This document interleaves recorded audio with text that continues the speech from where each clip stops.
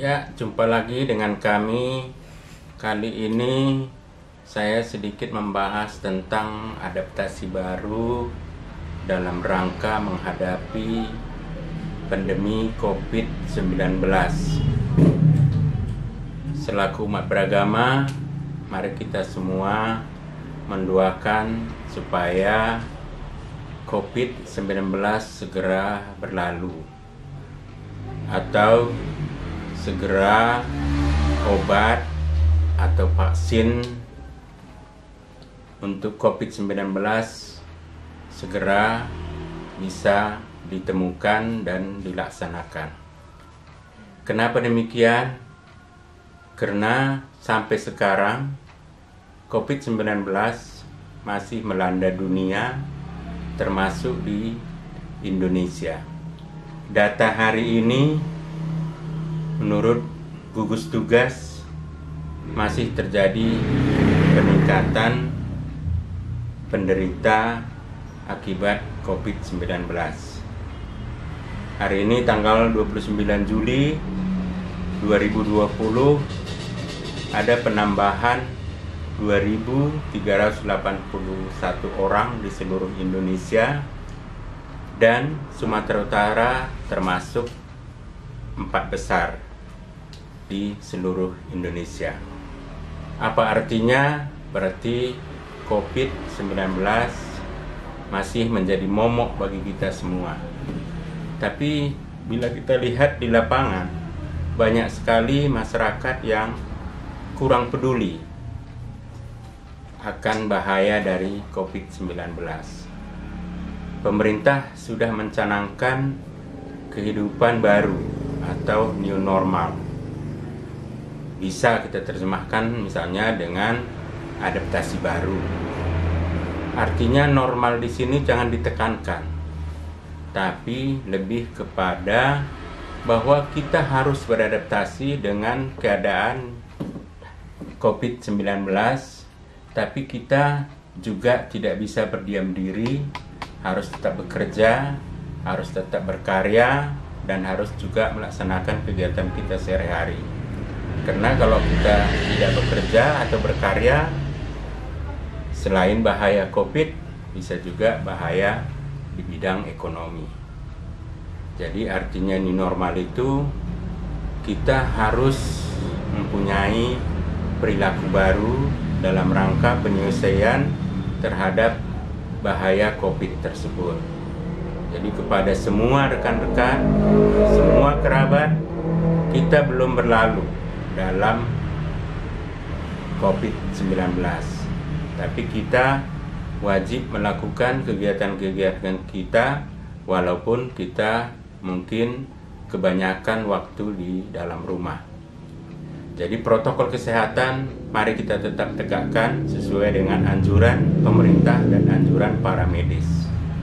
Jaga jarak, hindari kerumunan kalau tidak terpaksa, tetap cuci tangan, jaga pola makan, dan lain sebagainya. Itu yang dari pemerintah kita. Kalau selama ini misalnya ada yang memberikan berita bohong, mari kita jangan percaya, karena seluruh dunia dilanda oleh COVID tersebut. Saya sendiri sampai sekarang ini tetap percaya dengan COVID-19 menjadi momok bagi umat manusia dan juga bagi kita.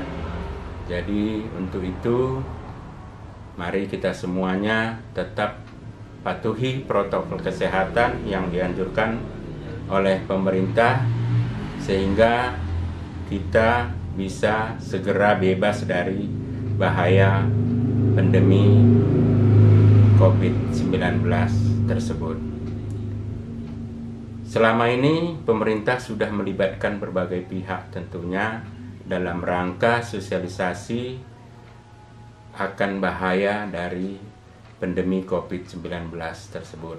Untuk itu, khusus kepada pemerintah dan gugus tugas, kalau selama ini melibatkan lembaga-lembaga resmi misalnya lembaga-lembaga di bidang keagamaan dan ormas-ormas lainnya. Saya sendiri selaku warga masyarakat jangan merasa capek. Ormas-ormas masyarakat yang perlu dilibatkan tentu yang mempunyai massa. Ormas keagamaan misalnya, karena kita sudah mulai melakukan ibadah tempat ibadah, harus tetap melibatkan para pendeta yang mempunyai umat atau para penceramah di masjid yang jelas-jelas mempunyai umat. Peran mereka tentu sangat dibutuhkan dalam rangka penjelasan tentang bahaya COVID tersebut.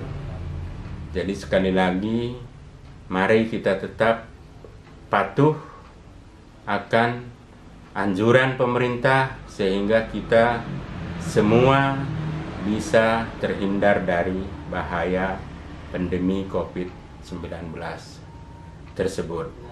Mungkin selaku warga masyarakat, saya hanya menyatakan kepada semua kerabat saya, karena saya marga Brutu, saya akan memberikan himbauan dalam bahasa daerah saya, mendahi karina kadik-kadikku denganku marang di KPK Merbekas di Medan, marang di KP seluruh Indonesia, tong mau kita patuh kadi sinidoken pemerintah deket karina tenaga kesehatan, misalnya dokter, bidan, perawat, deket lembaga sini bengken pemerintah imo gugus tugas dalam rangka sosialisasi kepada masyarakat.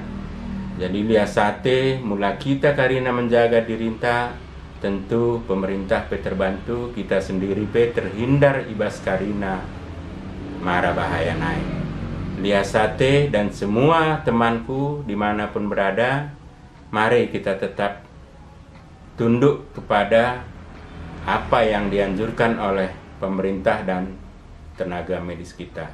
Demikian saja, mudah-mudahan bermanfaat informasi yang kami berikan ini, dan kita tetap ingat, karena kita sudah tahu bahayanya, tapi kita mungkin terlena atau menganggap itu tidak begitu berbahaya. Padahal setiap hari penambahan terkena COVID tersebut terus berlangsung di seluruh Indonesia, termasuk di Sumatera Utara. Demikian Juan Juah Banta Kerina.